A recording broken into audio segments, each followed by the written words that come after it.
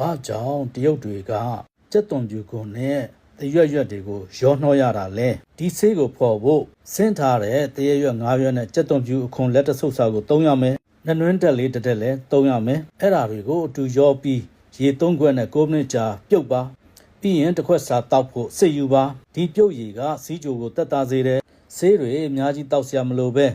သွေးတို့ကင်ဆာခြေထောက်ရောင်တာနဲ့အသက်စီဖုံးတာကိုကုသပေးပါတယ်ညစာစားခြင်းကိုရက်လိုက်ပါတင်မော်ဒီတစိမ့်အစိမ်းရောင်ပန်းသီးတစ်လုံးတို့ကိုစိတ်ပြီး rolled oat လို့ခေါ်တဲ့အုတ်ဂျုံမုံစမ်းထမင်းစားစွန်း2စွန်း